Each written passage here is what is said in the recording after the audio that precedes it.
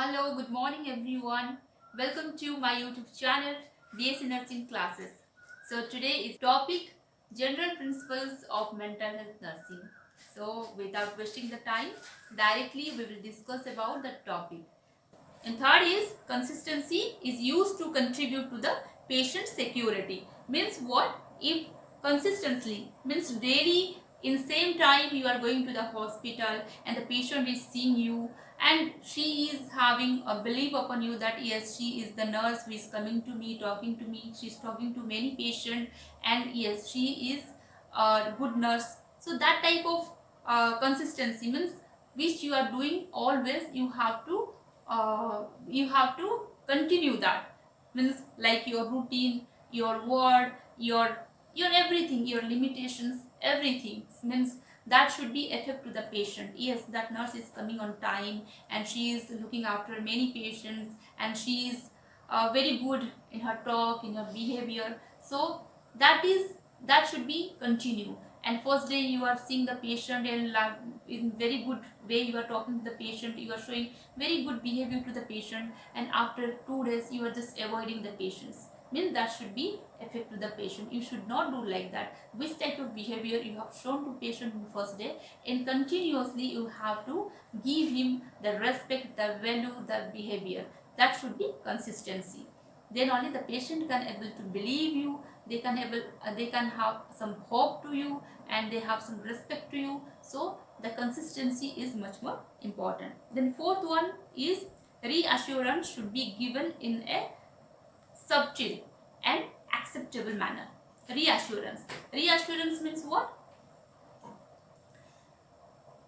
We have to, if the patient is asking you continuously, the patient is asking you when I will cure, when I'll go to home, shall I cure or not, please tell me. So if the patient is asking you continuously, uh, you have to observe him, you have to observe him. Observation,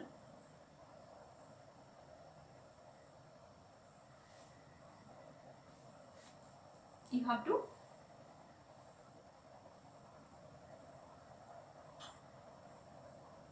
observe the patient. Means in which way he is talking to you. He is very worried, yeah, he is very depressed, he is very worried, depressed, or he is having some work that she has to complete, or having some work, or having work that she has to complete. So what is your requirement? You have to observe her properly, because when we observe the patient, why he is saying that when I will get discharged, when I will go to home, when I will be healed, shall I heal or not, shall I cure or not. So these all things, when the patient is talking to you, that time you have to use your brain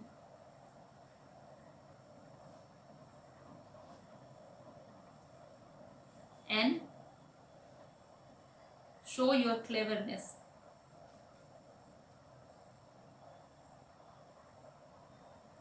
This is very important. Here what happened, you have to use your brain and show your cleverness. Means in that situation, how you have to handle, how you will speak to the patient, that yes,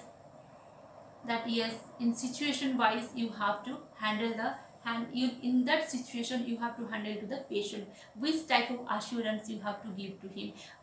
But better is that you should not give any false assurance. False assurance you never give to the patient.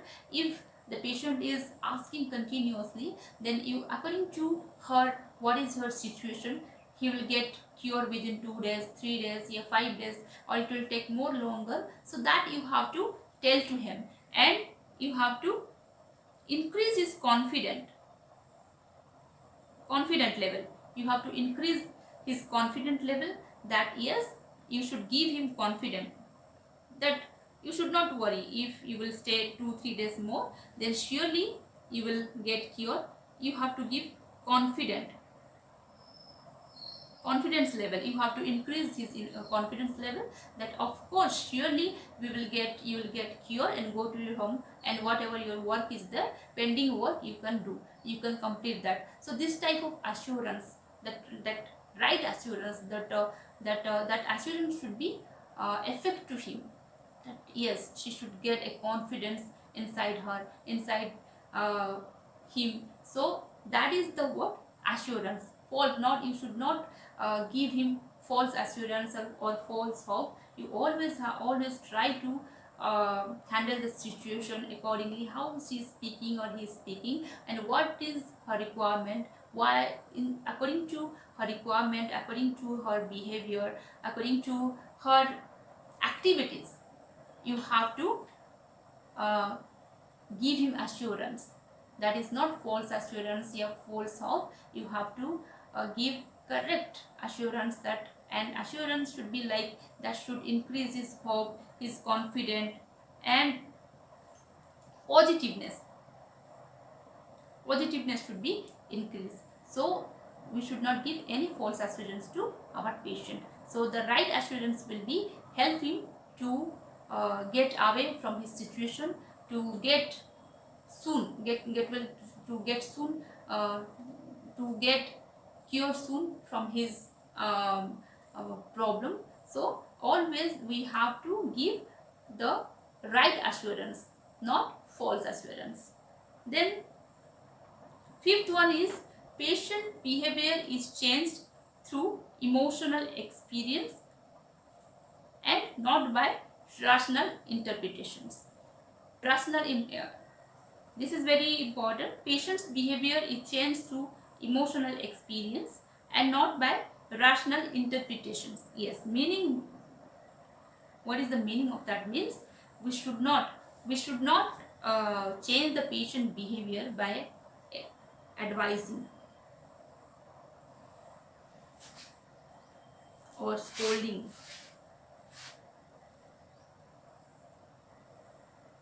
or interfering. We should not change. So we are thinking that if every day I will tell him, no, no, you should not do like that, you should do that, you have to do like that, you should not, means we should not change him by advising or scolding or by interfering his life. We can't change them. We have to change them emotionally.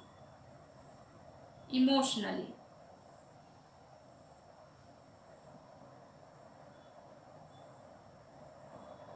Emotionally we can change them, means like saying any story, any emotional story, or doing some drama, role play. So like that, by doing something, yeah, saying some story to him, like that happened there, that person has died like that, you can speak about other. But by advising him, by interfering his uh, nature, character, his habit, we can't change the patient. By doing some role play, like some drama, yeah, some type of other story, we can able to change. So that is what emotional.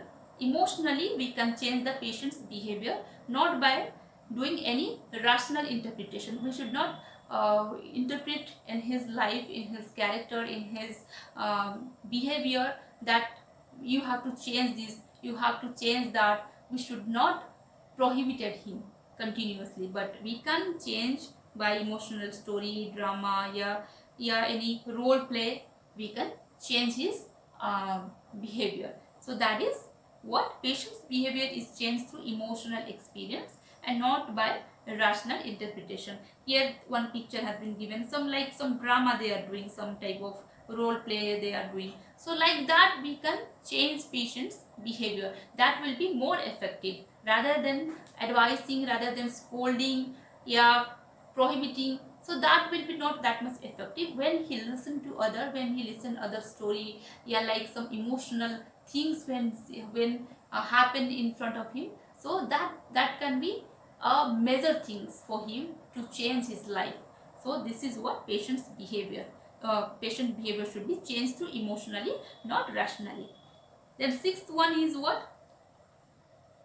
Unnecessary increase in patient's anxiety should be avoided. We should not increase patient's anxiety unnecessarily. Means what? How it is?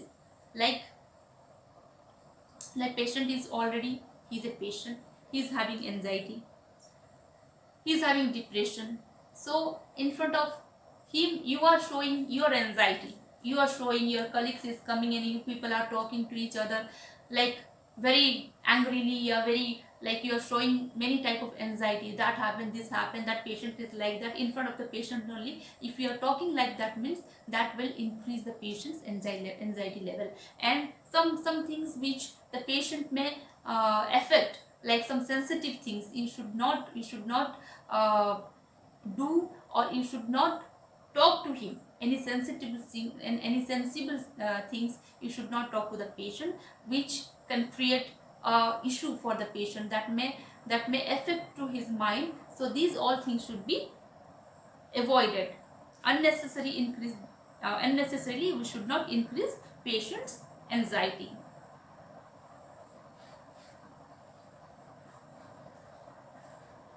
And what the patient really want, we have to fulfill that. Otherwise the patient may feel angry, yeah, that he may show panic, he may show um, too much of anger. So that's why what happened, what is her requirement, we have to fulfill that, we have to give to him at that time. If he is showing too much anger, too much hyperness, that time we have to be very calm and fulfill his requirement.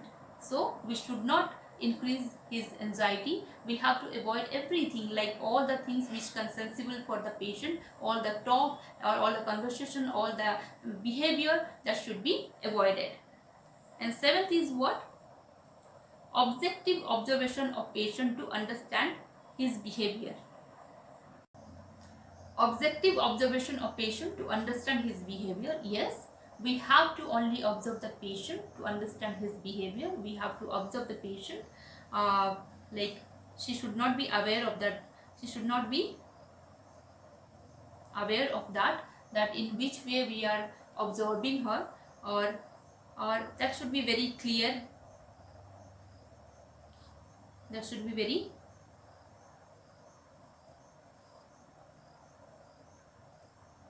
clear observation, that very clearly we have to observe the patient, while she should not be aware of these things that we are observing the patient. So in this case we only have to give importance to the patient's feelings,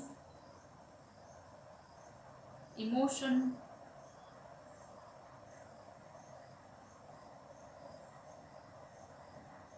and we should not add anything from ourselves.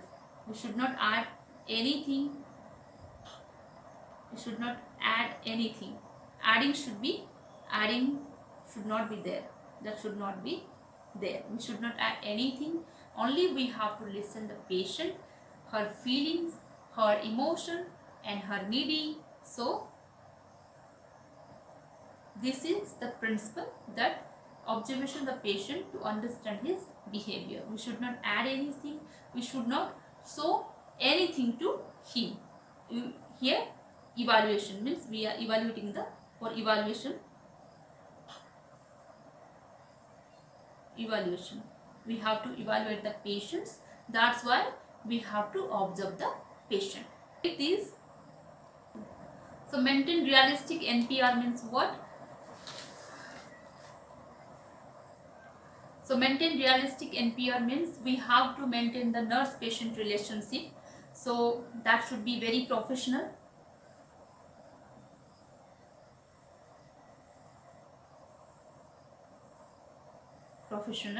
That we have to focus to the need of the patient, emotion of the patient, and we should not speak about our emotion, nurse emotion. So this is what NPR, nurse patient relationship, that should be very professional, and we have to focus to the need of the patient and emotion of the patient, but rather than showing our emotion, our nurse emotion, that should be avoided. We should not show our relationship, our emotion to the patient, and that should be a professional. And we should not cross the border limit. We should not be too much close to the patient that we are starting saying our tension, problem, frustration to the. And ninth,